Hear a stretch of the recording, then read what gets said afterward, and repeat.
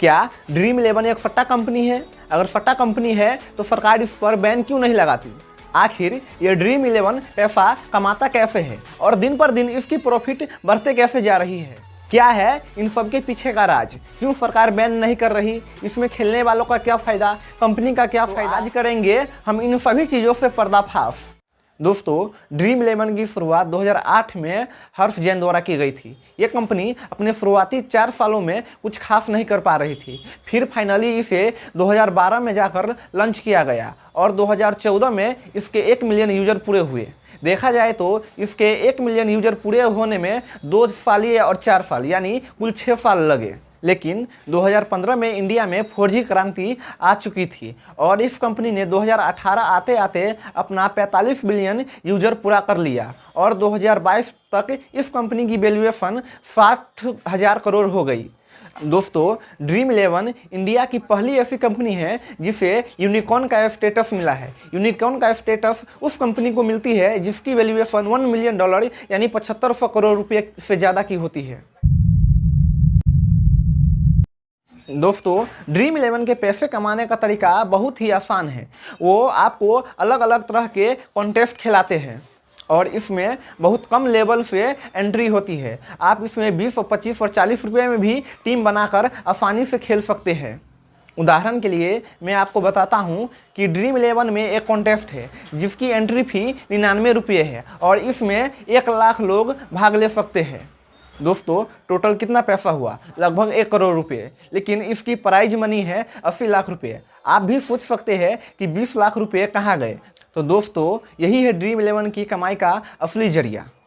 आप इस मॉडल की खूबसूरती का अंदाज़ा इसी बात से लगा सकते हैं कि जीते कोई हारे कोई, इन्हें कोई फ़र्क नहीं पड़ता। आप जैसे ही इनके कॉन्टेस्ट में भाग लिए, इनका कमीशन इनके पास पहुंच गए। आप चाहे 1 करोड़ रुपये जीते या 1 रुपया, इनको ये टोटल आपके लक पे डिपेंड करता है।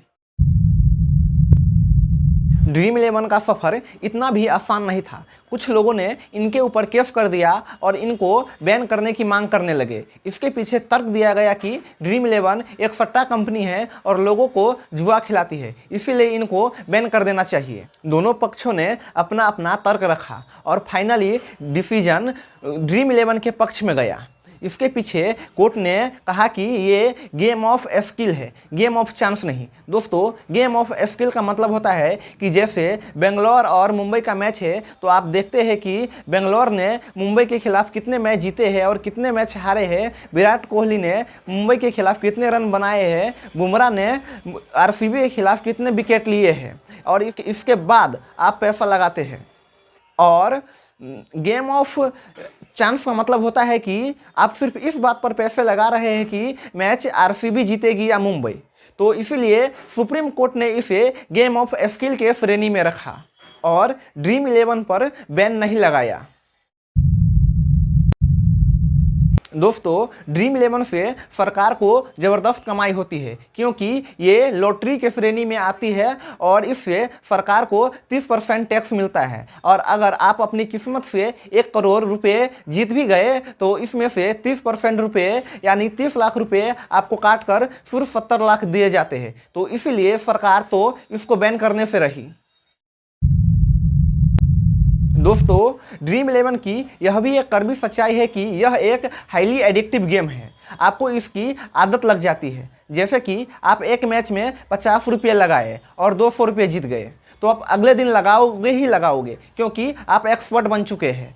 और अगले दिन आप हार गए तो उसके अगले दिन और जानबूझकर लगाओगे क्योंकि आप एक्सपर्ट हो और आप कैसे हार सकते हो।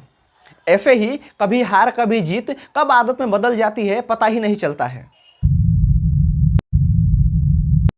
ड्रीम इलेवन में एंट्री लेना बहुत ही आसान है। इसमें आप 25 रुपये ऐड कर खेलना स्टार्ट कर सकते हैं। लेकिन जब आप निकालने की बात आती है तो इसमें आप जब तक 200 रुपये नहीं पूरे हो जाएंगे तब तक आप नहीं निकाल सकते हैं और इसी 200 के चक्कर में ज़्यादातर खिलाड़ी के 25 रुपये भी फंस जाते हैं।